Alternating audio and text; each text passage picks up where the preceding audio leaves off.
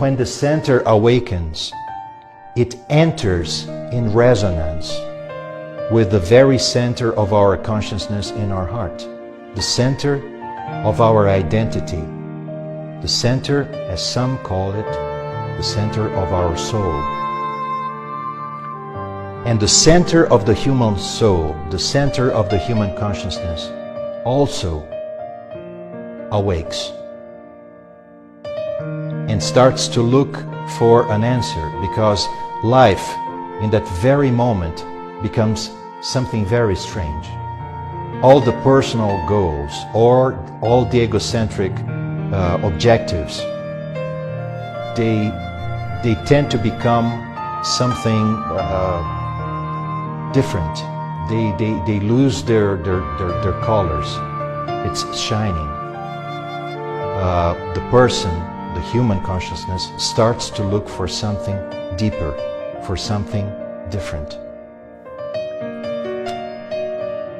If this person actually starts a path based on that force that has already awakened in him or her, and not through exercises or practices, but because of a true yearning of the heart of the human consciousness, but also a yearning from the heart of the human microcosm, then that person can start a process of transformation. It is as if this Kundalini, this vortex of power, started to gradually unfold.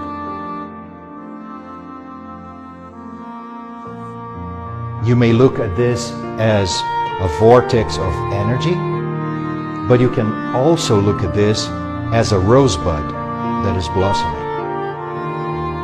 And this new center of power that starts to awaken in the human heart has the ability, has the capability of transforming the second center of the human awareness that lies in our head, in our consciousness, or as the universal teaching calls it, the sanctuary of the head, because that's what it should become.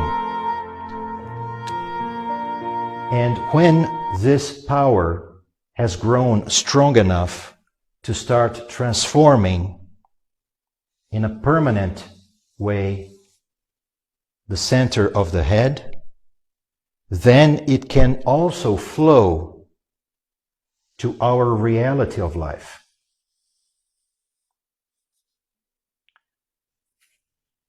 In the region where our karma, the heritage of the past, the biological heritage of all mankind lies, that is the sanctuary of life.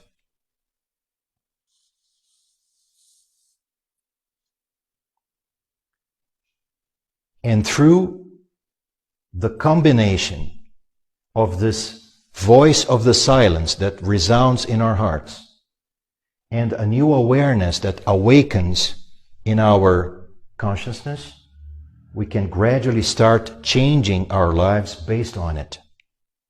Not through a forced attitude, but through self-knowledge, through the yearning of the heart, and through the self-knowledge that starts to awaken in our minds.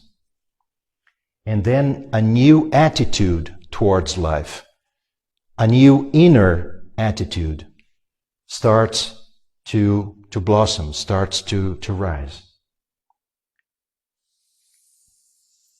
And then the circuit is closed.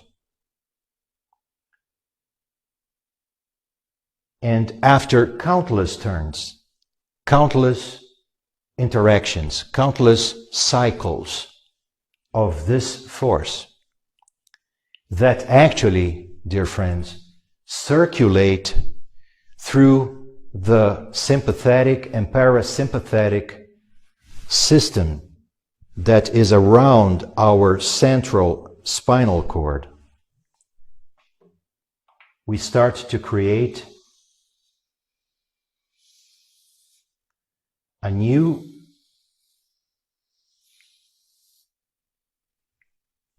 system, a new serpent fire system, as we call it, because our spinal cord and with the systems that lie around it is truly, the main pillar of energy, where the energy of our consciousness becomes the state of being of ourselves in our lives. This is what we call, in the spiritual school, a new consciousness, a new awareness, and a new state of life. It is the transformation of all the forces and all the power that actually circulate in the human being, but not through forced practices or through occult exercises that have the purpose of making the ego more powerful. Actually, it is a true self-surrender of the human ego, the true divine original particle that lies within his or her own heart, but also is the center of his microcosm. When this process advances, then a final transformation can take place. A transformation where, through the inflow of the universal energy that we call the Spirit, through the 7 aspects of this energy that we call the Spirit, or the 7 rays of the Spirit, then all the 7 centers of our astral body can be transformed as well.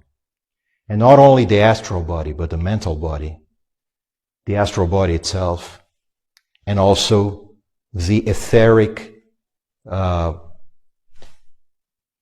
gown, or the etheric body itself, or the lines of force that actually create the superior part of the etheric body.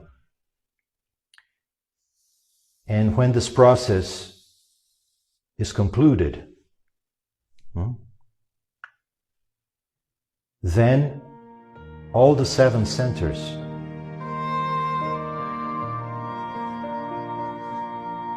are transformed through the unification, through the true unity of the 3 centers of the Kundalini force, based on the Kundalini of the heart, that is Atman, the rose, the lotus flower, or the spirit spark in your heart.